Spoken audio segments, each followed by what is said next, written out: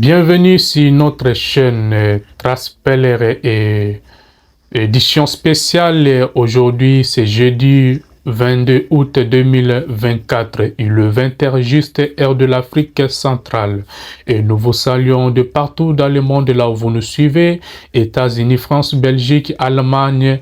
Nous vous saluons Europe, en Afrique, Kinshasa, Brazzaville, Gabon, Libreville. Nous vous saluons de partout là où vous êtes, Côte d'Ivoire, Cameroun, Mali, Burkina Faso.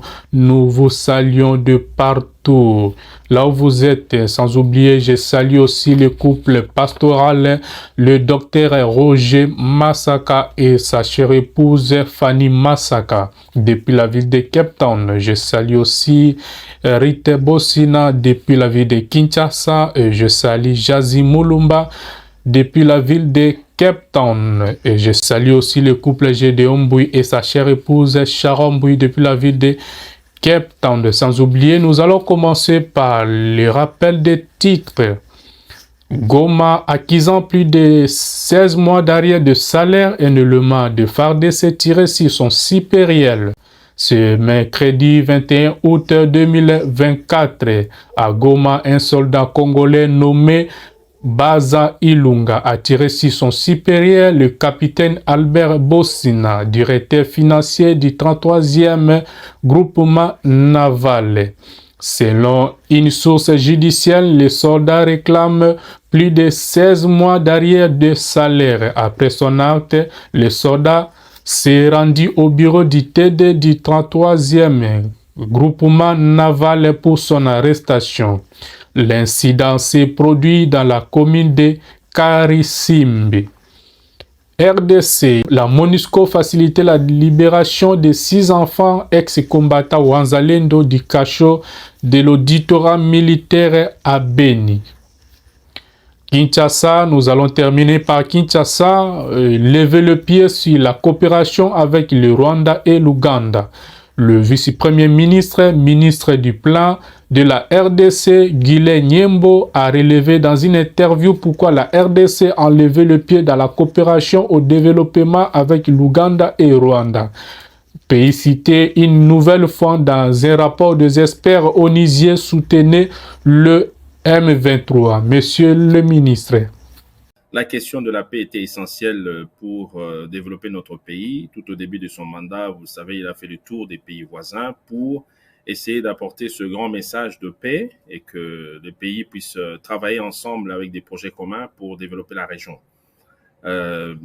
Mais vous avez vu aussi que tout de suite que nous avons développé nos efforts, la guerre est venu nous surprendre parce que nous ne nous attendions pas qu'après ces efforts-là diplomatiques du président de la République, on pouvait se retrouver dans ce genre de situation.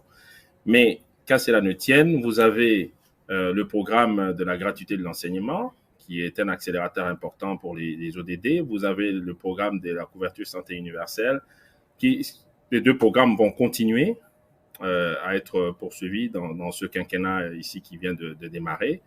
Nous avons aussi des efforts dans les infrastructures, bien entendu, pour accompagner tous les efforts en termes de l'énergie essentiellement pour permettre de générer plus de ressources dans le pays et donc la meilleure redistribution et financer tous les programmes qui sont susceptibles d'accélérer les objectifs de développement durable.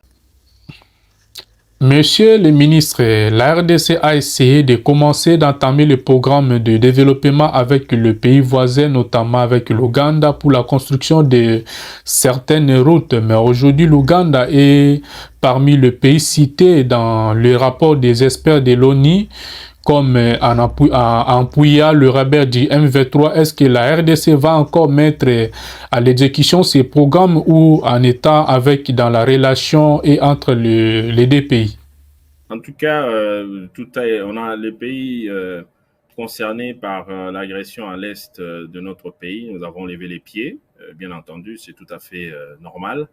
Et ici, comme vous le savez, nous avons mis aussi le point sur le fait que les efforts que nous sommes en train d'entreprendre, le monde doit comprendre que, et là c'est le message aux grandes puissances, que la question de la paix c'est essentiel. Vous allez le trouver dans notre message que nous avons délivré le lundi, c'est que pour nous, il faut mettre fin à des conflits dans les différentes zones du monde, mais aussi de travailler sur la question climatique qui est aussi essentielle dans ces objectifs des ODD. Merci de nous avoir suivis de partout dans le monde. Merci pour votre patience. Merci pour votre fidélité. L'émission de ce soir a été animée par votre humble serviteur Joseph Bossina. Et n'oubliez pas de partager les liens et de partager cette émission. Et pour toutes vos questions, vos préoccupations, notre numéro WhatsApp est là sur la barre d'écran, afin de créer un climat de confiance et d'harmonie. Merci et bonne soirée à tous. Au revoir. À la prochaine.